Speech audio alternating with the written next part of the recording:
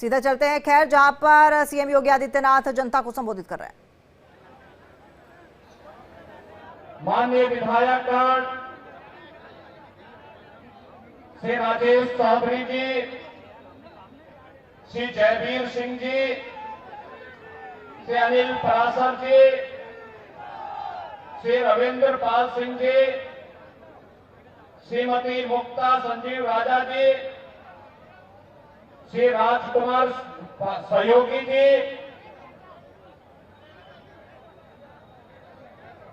Shri RP Singh ji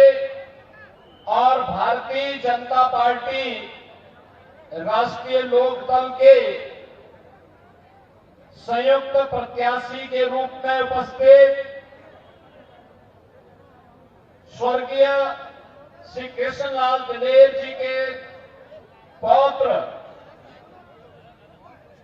और स्वर्गीय श्री राजवीर सिंह दिलेर के पुत्र एक युवा कर्मठ प्रत्याशी श्री सुरेंद्र दिलेर जी और उपस्थित खैर के मेरे सभी बहनों और भाइयों, आज मैं इस उपचुनाव के माध्यम से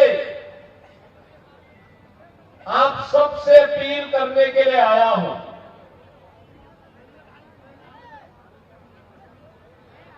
अलीगढ़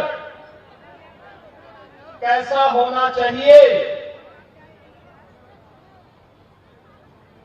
उसमें खैर की क्या भूमिका होनी चाहिए, इसके बारे में चर्चा करने और जब अपना जनप्रतिनिधि होता है तो उसका लाभ किस रूप में प्राप्त होता है, इसके बारे में बात करने के लिए आपके बीच आया हूं।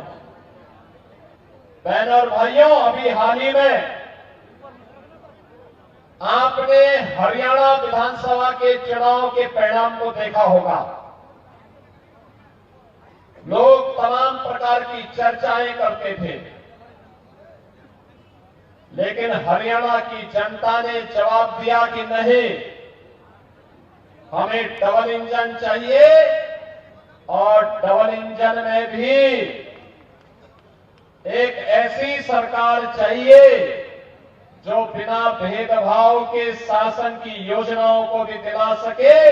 और सुरक्षा की पुख्ता व्यवस्था भी दे सके, और वह केवल और केवल भारतीय जनता पार्टी मोदी जी के नेतृत्व में दे सकती है। बहनों और भाइयों, विरासत और विकास का अद्भुत संगम क्या होता है, यह आपने काशी में भी देखा है, 500 वर्षों के बाद अयोध्या में भी देखा है, मथुरा, वृंदावन, बरसाना में भी आप देख रहे हैं। और आपको अलीगढ़ से ज्यादा अच्छा उदाहरण क्या मिलेगा कि जिस राजा महेंद्र प्रताप सिंह जी को कांग्रेस ने पूरी तरह भुला दिया था, और राजा महेंद्र प्रताप सिंह जी के नाम पर भी एक राज्य विश्वविद्यालय आपको हम लोगों ने समर्पित किया है। बहनों और भाइयों, ये राज्य विश्वविद्यालय आने वाले समय में एक उत्कृष्टतम विश्वविद्यालय बने, इसके लिए भी भारतीय जनता पार्टी के प्रत्याशी जीतने आवश्यक है। आपने देखा होगा कल माननीय उच्चतम न्यायालय में अलीगढ़ विश्वविद्यालय को अल्पसंख्यक विश्वविद्यालय बनाना चाहिए, अल्पसंख्यक संस्था के रूप में स्थापित करना चाहिए,